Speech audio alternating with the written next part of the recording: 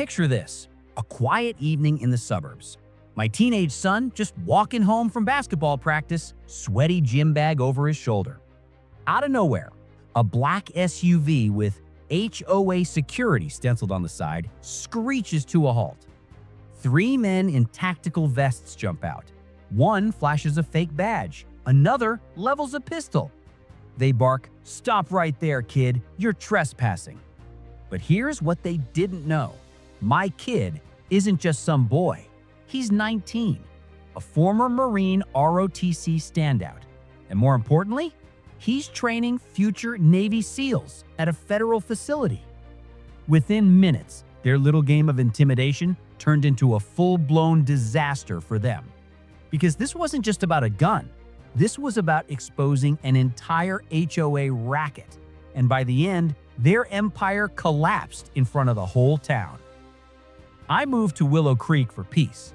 Wide sidewalks, cul-de-sacs lined with maples, perfect lawns.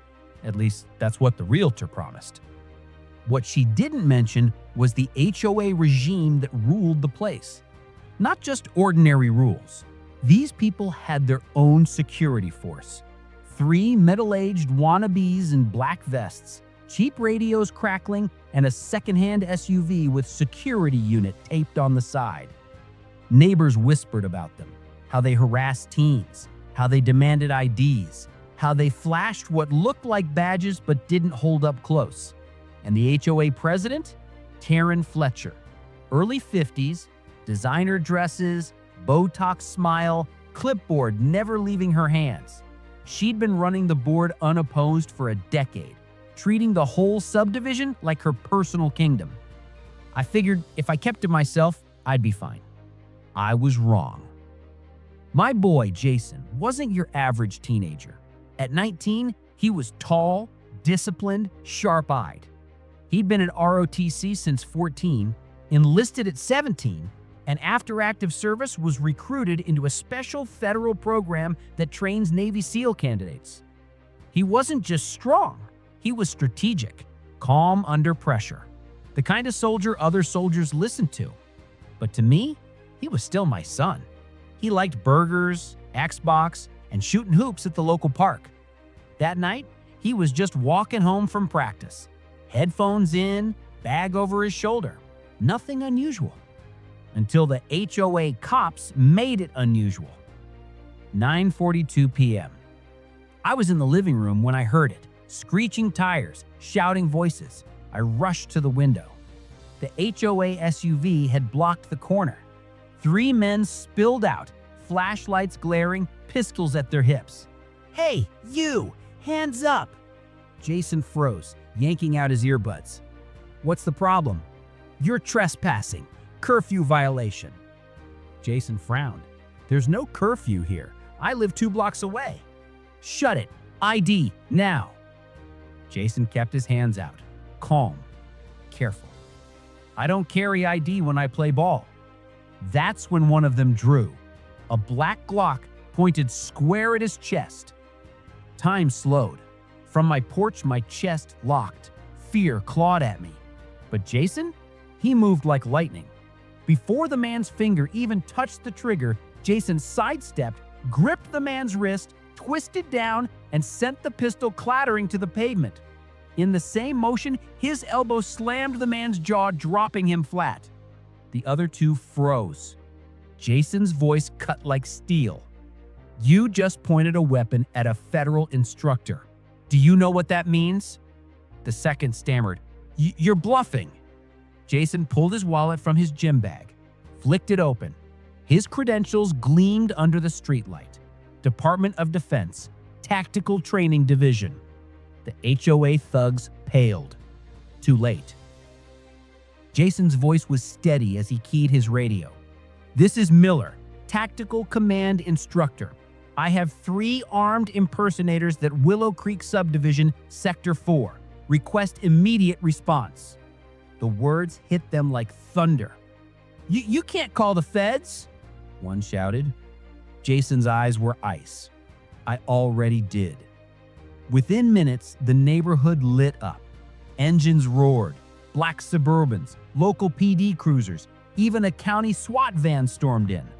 Neighbors spilled onto porches, recording everything.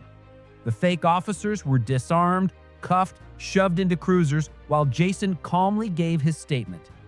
Karen Fletcher appeared in her silk robe, screaming, "This is harassment! They were enforcing HOA law!"